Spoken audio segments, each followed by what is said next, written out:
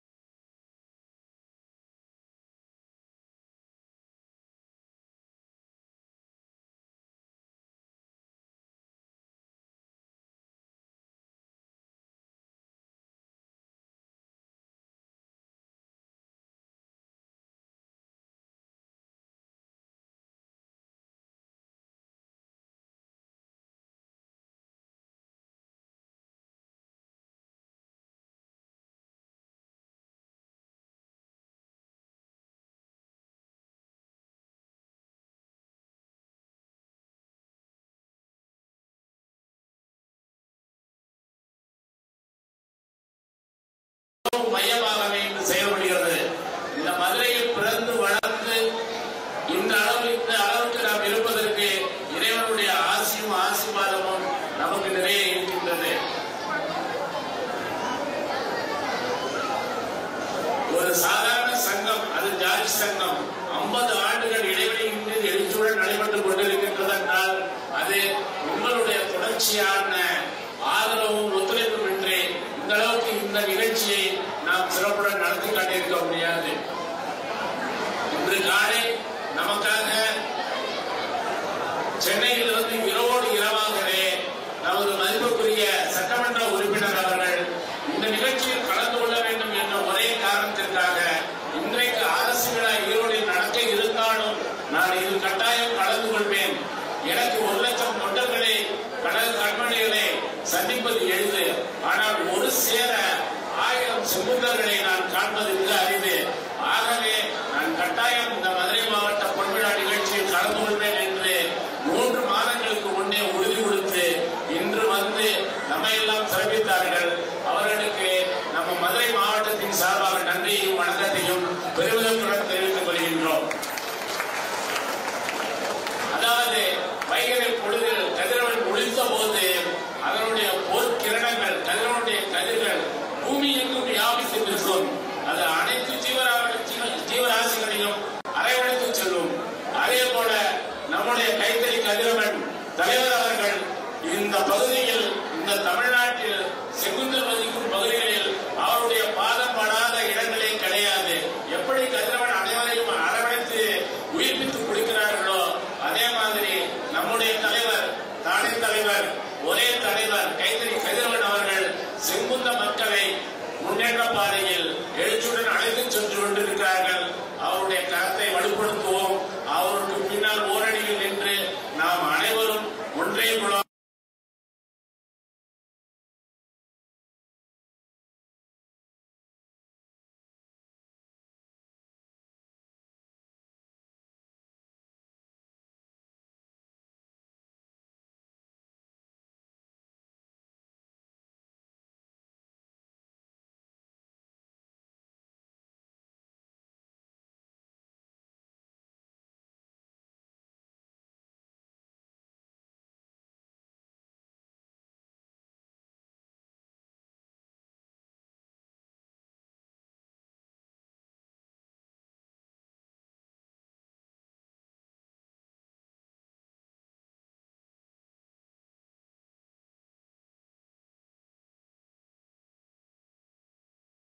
ராமநாதபுரம்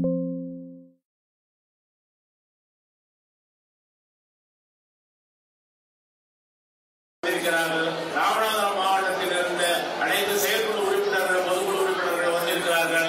அவர்கள் அனைவரையும் வருக என்று வரவேற்று இந்த நிகழ்ச்சியை சிறப்பாக நடத்தி கொடுப்பதற்கு மிகவும் என்னுடைய நன்றியை தெரிவித்துக் கொள்கிறேன். ரெண்டு அதாவது மதுரை மண்ணுக்கும் காந்திக்கும் உள்ள தொடர்பு, அதே மாதிரி எட்டயபுரத்துக்கும் முண்டாசு கவி பாரதிக்கும் உள்ள தொடர்பு, ரெண்டு மதுரை நான் சொல்லி முடிச்சிடறேன். அச்சமில்லை அச்சமில்லை அச்சமில்லை என்பதே உச்சி மீது வாழ்ந்து விழுகின்ற போதிலும் அச்சமில்லை அச்சமில்லை என்று முண்டாசு கவிஞன் பாரதி பாடினான். அவன் எட்டயபுரம் மண்ணில் பிறந்து தவழ்ந்து வளர்ந்து இந்த சுதந்திர போராட்டத்திற்கு அவன் ஆற்றிய அரும்பணிகள் எண்ணிடாது. அதே எட்டயபுரம் மண்ணில் பிறந்து தவழ்ந்து வளர்ந்த காரணத்தில்தான் அதை வீரத்துடனும் வேகத்துடனும் உறுதியுடனும் தொலைநோக்குடன் நம்முடைய முன்னாள் மாவட்ட தலைவரும் இந்நாள் மாநில பொருளாளர் திரு காந்தி அவர்கள் நமக்கு ஒரு வழிகாட்டி நம்பிக்கை நட்சத்திரமாக திகழ்ந்து கொண்டிருக்கிறார்கள். இந்த மதுரை மாவட்ட சங்கத்தை உயிர் நாடி அச்சாணி எங்களை எல்லாம் வழிநடத்தி செல்லும் ஒரு ஆசான் எங்களுடைய மென்டர் திரு ஆர் காந்தி அவர்களுக்கு இந்த கூட்டத்தின் சார்பாக நன்றியும் வணக்கத்தையும் தெரிவித்துக் கொள்கின்றேன். நான் அவரோடு பழகிய காலத்தில் 2 வரிகளைத்தான் அவருடைய தாராமதமாக எடுத்துக் கொண்டிருக்கின்றார். எண்ணியவை முடிக்க வேண்டும், நல்லவை எண்ணிட வேண்டும், எதை எண்ணினாலும் நல்லவைகளாக எண்ண வேண்டும், எண்ணிய நல்லவைகளை கட்டாயம் முடித்து காட்ட வேண்டும். அது எவ்வளவு சிரமமான காரியமாக இருந்தாலும் சரி, அதை அவருடைய தொலைநோக்கு பார்வை, விடாமுயற்சி, கடின உழைப்பு அத்தனையாலும் அவர் நடத்தி காண்பிப்பார். அத்தனையும் நன்மையான காரியங்களாகவே நடந்திருக்கும். அவருக்கு இந்த மக்களின் சார்பாக, செங்குந்த சங்கத்தின் உறுப்பினர்கள் சார்பாக, அனைத்து உரைமுறை தலைவர்கள் சார்பாக, நாட்டாமையாளர்கள் சார்பாக, அமலாளர் சார்பாக, செயற்குழு உறுப்பினர் சார்பாக நன்றியை வணக்கத்தையும் தெரிவித்துக் கொள்கின்றேன். அதாவது இந்த பொன்மையிலான ஆரம்பிச்சதிலிருந்து தூங்காம வேலை ஒருத்தர் பார்த்தாருன்னா மதிப்புக்குரிய மாவட்ட தலைவர் திரு ரவீந்திரன் அவர்கள் சொந்த வியாபாரம் இருக்கு, மளிகை இருக்கு, குடும்பம் இருக்கு, எல்லாம் இருக்கு. ஆனா அவர் எதை பத்தியுமே இந்த 3 மாசத்துல கொஞ்சம் கூட கருதல. வீட்டுல எவ்வளவு விட்டு வாங்கலாம்னு தெரியல. கொஞ்சம் வேலை பார்த்தவங்களுக்கு எவ்வளவு விழுந்தது, அவர் முழு நேரம் பார்த்தவரு. அதனால எல்லாத்தையும் சமாளிச்சு இந்த நிகழ்ச்சிய இன்னைக்கு வந்து மதுரையினுடைய சரித்திரத்துல ஒரு முன்னேற்றங்களை கொடுக்கிற அளவுக்கு மிகப்பெரிய ஒரு திட்டத்தை பிரம்மாண்டமாக சபாவில் விடுத்து சொன்னது வார்த்தை இல்ல. நாளைக்கு இருக்கு, வாரியார் சுவாமிகளுடைய குடும்பத்தில் இருக்கு, பால்கோட இருக்கு, சுவாமிகளுக்கு அபிஷேக ஆராதனை இருக்கு.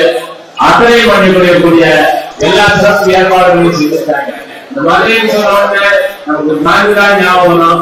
அதே மாதிரி மதுரை மண்ணில் காந்திக்கு நடந்த ஒரே ஒரு சம்பவத்தை நான் இந்த நேரத்தில் ஞாபகப்படுத்திக் மகாத்மா காந்தியடிகள் தமிழகத்துக்கு 12 முறைகள் வந்திருக்கிறார் என்று நினைக்கின்றேன்.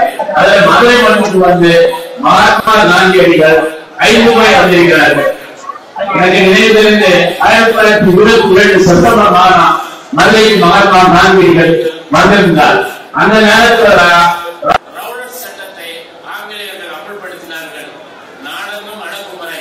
மகாத்மா காந்தி அவர்கள் மதுரைக்கு வந்து மேலமாசி வீதியில இன்னைக்கு அந்த இல்லம் பொழிவோடு இருக்கு, அரசு நினைவமாக பாதுகாத்து வருகிறார்கள். அந்த இல்லத்தில் தங்கியிருக்கிறார். அவர் அன்று மதுரை மக்களை பார்க்கிறார். ரொம்ப எளிமையான மக்கள், ரொம்ப இயல்பான மக்கள், ரொம்ப உயிர் திருப்பணம் செய்யக்கூடிய மக்கள். ஆனால் அவர்களுடைய ஆடை ஒரு வேஷ்டி, ஒரு சாதாரண துண்டு. ஆனால் மகாத்மா காந்தியடிகள் குஜராத்தை சேர்ந்தவர். அவர்களுடைய பாரம்பரிய உடை வந்து அதிகமாக இருக்கும். பெரிய தலப்பாகை, பெரிய கோட்டு, பெரிய வேஷ்டியர், இந்த மாதிரி கட்டியிருப்பாங்க. அதெல்லாம் பார்த்து ஒரு மனிதனுக்கு இது போதுமே, ஒரு இடுப்புல ஒரு வேஷ்டியும் மேல ஒரு துண்டு போதுமே, நம்ம எதுக்கு தேவைக்கு அதிகமா இவ்வளவு உடைகளை உறுதிக்கின்றோம்? என்னைக்கு இந்தியாவில் உள்ள எல்லா மனிதர்களும் முழு ஆடை பெறுகிறார்களோ அதுவரை நாம் இந்த அரை ஆடை உடுத்த வேண்டும் என்று மேலே ஒரு துண்டும் இடுப்பில் ஒரு வேஷ்டியும் கட்டி முதலில் அவர் அரை ஆடை உடுத்தி வெளியே வந்தது மதுரையில் தான். அந்த அரை ஆடை உடுத்தி அவர் சுதந்திர பிரகடனத்தை வெள்ளையர்களுக்கு எதிராக பிரகடனப்படுத்தியது மதுரையில் காஞ்சிபுட்டம் என்ற ஒரு இடம் இருக்கின்றது. அங்கு காந்தி சிலை இன்றும் இருக்கிறது. காந்தியின் நினைவாக அது காந்தி கோட்டம் என்று இன்னும் சிறப்பாக பயன்படுகின்றது. அந்த மதுரையில் வந்து அவர் ஆடை உடுத்தி சுதந்திர போராட்டத்தை பிரகடனப்படுத்திய பொழுதுதான் இந்திய சுதந்திர வரலாறு ஒரு திருப்புமுனையாக வந்தது. அதே போல எட்டயபுரத்திலிருந்து மதுரை வந்து காந்தி அவர்கள் மாவட்ட பொறுப்பு ஏற்றவுடன் தான் சற்று முடங்கி கிடந்த மாவட்ட சங்கம் உயிர் பெற்று எழுச்சியுடன் இன்று அதற்கென்று தனிப்பட்ட 4 மாடி கட்டடங்களை கட்டி JS திருமண தகவல் மையம் என்று அனைத்து மக்களுக்கும் பயன்பெறும் வகையில் ஒரு திருமண தகவல் மையத்தை நிறுவி அத்தனை சிறப்பாக நடந்து கொண்டிருக்கிறது. இந்த கொரோனா காலத்தில் மக்களுக்கு ஒரு 3-4 முறை எல்லா உறவுமுறைக்கும் நேரடியாக போய் மக்களுக்கு கஷ்டப்பட்ட மக்களுக்கு உணவு மற்ற உதவிப் பொருட்கள் நிவாரணத் தொகை மாவட்ட சங்கத்தின் உதவியுடன் மாநில சங்கத்தின் உதவியுடன் சிறப்பாக செய்து முடித்தார்கள். அதன் பிறகு அவர் மாநில பொருளாளராக ஏற்று திறம்பட நிர்வாகத்தை நடத்தி வருகிறார்கள். இத்துணை சிறப்பு வாய்ந்த மதுரைக்கு, இத்துணை சிறப்பு வாய்ந்த மதுரை மக்களுக்கு, இத்துணை சிறப்பு வாய்ந்த மதுரை மாவட்ட செல்வந்த மகாஜன சங்கத்திற்கு, இத்துணை சிறப்பு வாய்ந்த தென்னிந்திய மகாஜன சங்கத்திற்கு, அதன் நிர்வாகிகளுக்கும் அதன் உறுப்பினர்களுக்கும் அனைத்து மகளிருக்கும் தாய் குலத்துக்கும் இந்த மகளிர் அணியினருக்கும் மலர் குழுவினருக்கும் என்னுடைய நன்றியும் வணக்கத்தையும் தெரிவித்துக் கொள்கின்றேன். நம்ம எத்தனையோ இடையூறுகள் வரலாம், ஆனால் அவற்றையெல்லாம் தாண்டி ஒன்றே குலம், நம்முடைய செல்வந்தர் ஒற்றுமை ஒன்றே நாம் கருத்தில் கொண்டு நாம் அனைவரும் ஒன்றுபட்டு அடுத்த கட்ட முன்னேற்ற பாதைக்கு செல்வோம் என்று அன்புடன் கேட்டுக் கொள்கின்றேன். விடைபெறுகிறேன். நன்றி. மாநில தலைவர் திரு KPK செல்வராஜ் அவர்களுக்கு பொன்னாடை வைத்து நினைவு பரிசு வழங்கப்படுகிறது.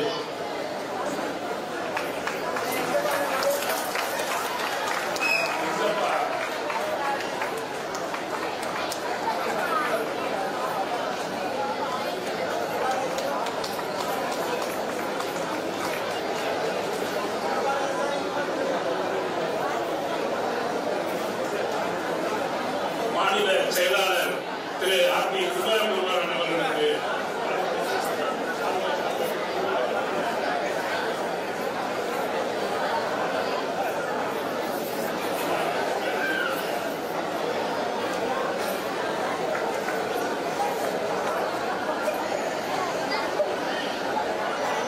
மாநில பொருளாளர் திரு காந்தி அவர்களுக்கு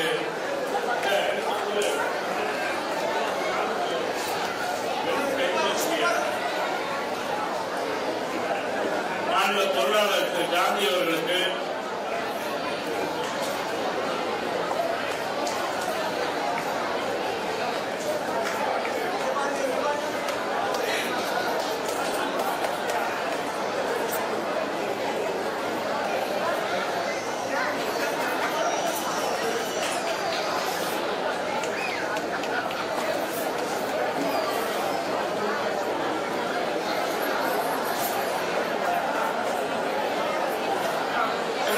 பொதுச் செயலாளர் திருநாவுக்கரசு அவர்களுக்கு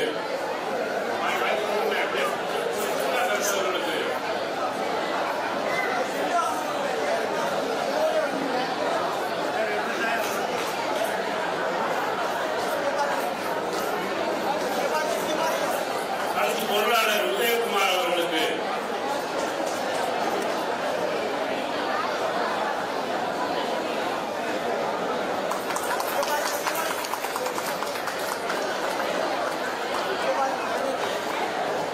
மாவட்ட தலைவர்